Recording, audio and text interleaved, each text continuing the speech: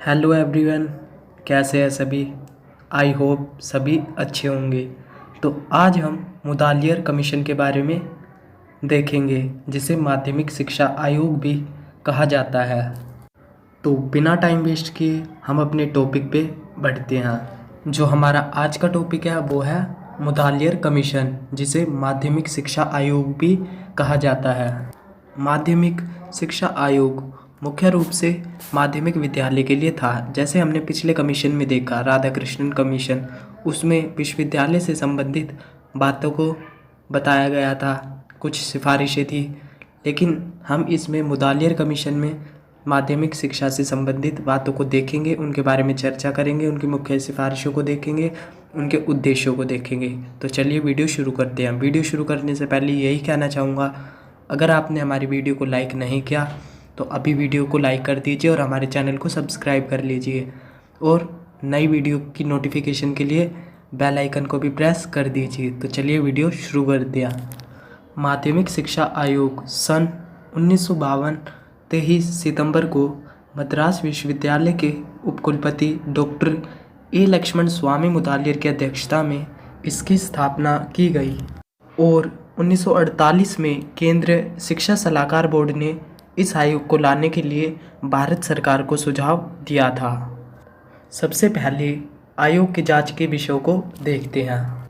माध्यमिक शिक्षा आयोग की जांच के विषय थे कि भारत की तत्कालिक माध्यमिक शिक्षा के सभी पक्षों की जांच करना, उनके विषय में रिपोर्ट देना और उसके पुनर्गठन और सुधार के संबंध में सुझाव प्रस्तुत करना।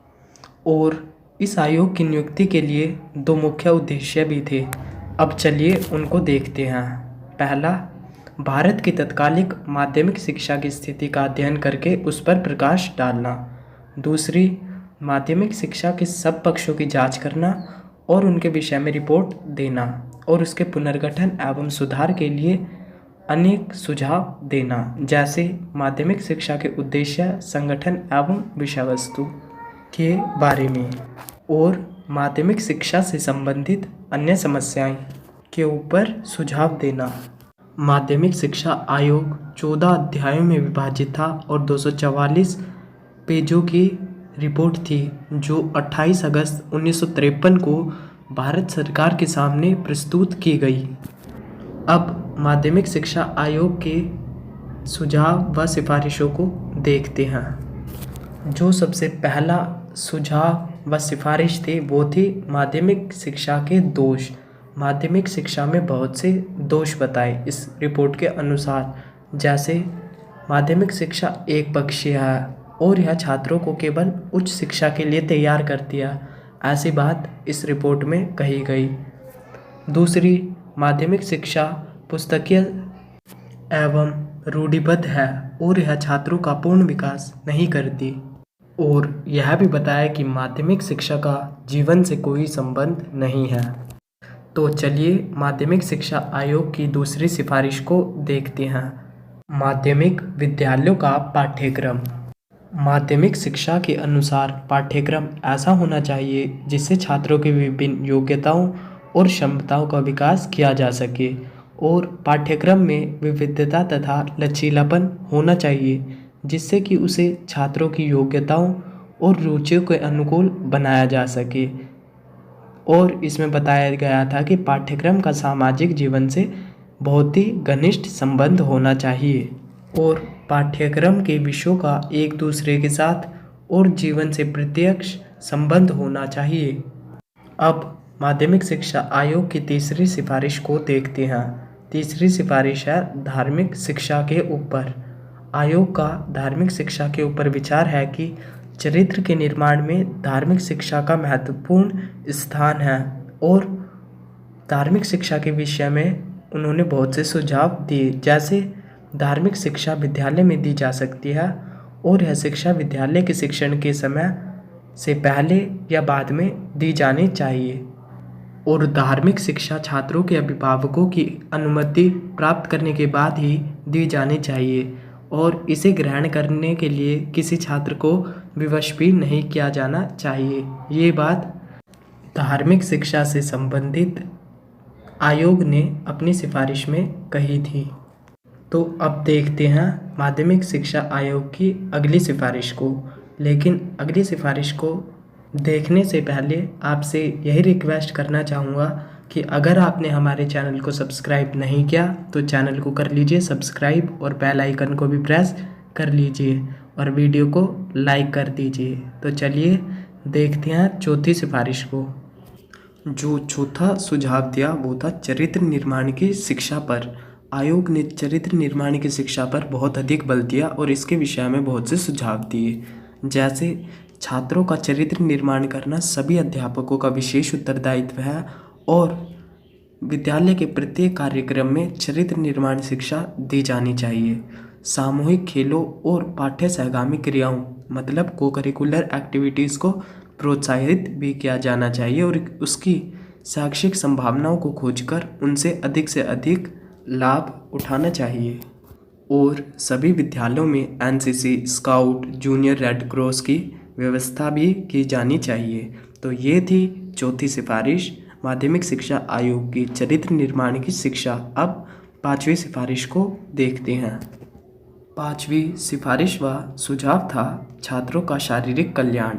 आयोग का मत यह था कि छात्रों के शारीरिक कल्याण के प्रति विशेष ध्यान दिया जाना चाहिए, क्योंकि वे ही भावी नागरिक हैं और स्वस्थ नागरिक ही देश का कल्याण कर सकते हैं। इस विचार से प्रेरित होकर आयोग ने छात्रों के शारीरिक कल्याण के संबंध में बहुत से सुझाव दिए, जैसे सभी राज्यों में स्कूल स्वास्थ्य सेवा मतलब स्कूल मेडिकल सर्विस की स्थापना होनी चाहिए सभी राज्यों के स्कूलों में, और विद्यालय में पढ़ने वाले सभी छात्रों का प्रतिवर्ष पूर्ण रूप से स्वास्थ्य परीक्षण किया जाना चाहिए, उनके मेडिकल टेस्ट होने चाहिए और सभी रोगी छात्रों की चिकित्सा विद्यालय स्वास्थ्य अधिकारी द्वारा ही की जानी चाहिए।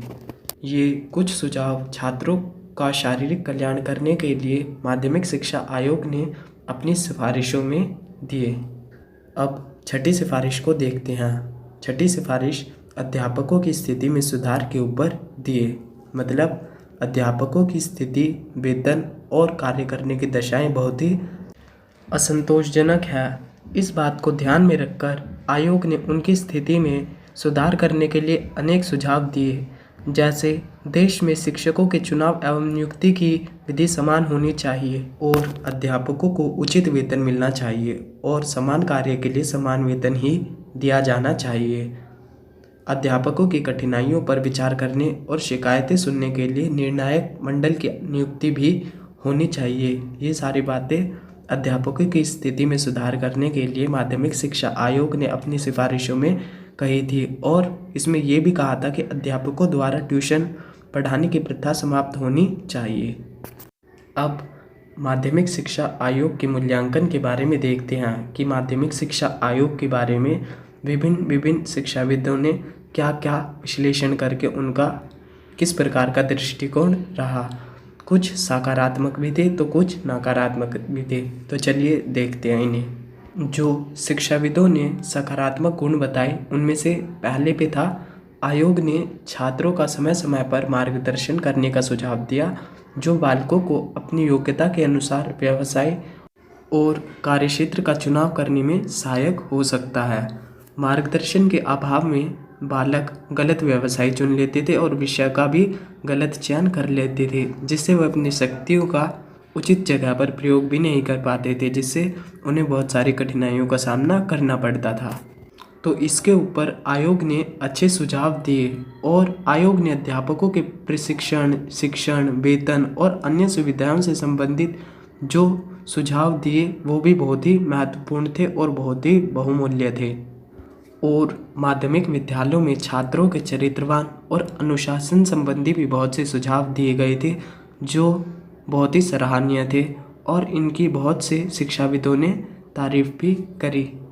अब आयोग के दोषों को देखते हैं कि बहुत से शिक्षाविदों ने इसके अंदर क्या क्या दोष बताए, किस किस के बारे में आयोग ने सुझाव सही नहीं दिए। बहुत से शिक्षाविदों ने कहा कि देश के विकास में शिक्षित स्त्रियों की भूमिका बहुत ही महत्वपूर्ण होती है, लेकिन आयोग ने स्त्री शिक्षा के विस्तार के संबंध में कोई महत्वपूर्ण सुझाव नहीं दिए। ये है बहुत से शिक्षाविदों का कहना था।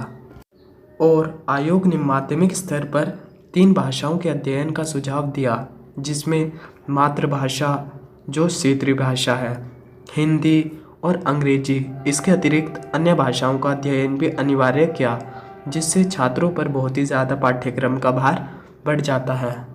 तो इसके बारे में बहुत से शिक्षाविदों ने दोष बताए। तो आज हमने माध्यमिक शिक्षा आयोग मुदालियर कमीशन के बारे में देखा, उनके प्रमुख उद्देश्य कौन कौन से थे, उनके सुझाव, सिफारिशें और मूल्यांकन के बारे में देखा। उम्मीद करता हूँ आपको वीडियो पसंद आई होगी। अगर वीडियो पसंद आई हो तो वीडियो को करें लाइक, कमेंट करके बताएं कैसी लगी और अपने दोस्तों में ज़्यादा से ज़्यादा करें वीडियो को शेयर। और नई वीडियो के साथ जल्द मिलेंगे, तब तक के लिए दीजिए हमें इजाज़त। जय हिंद।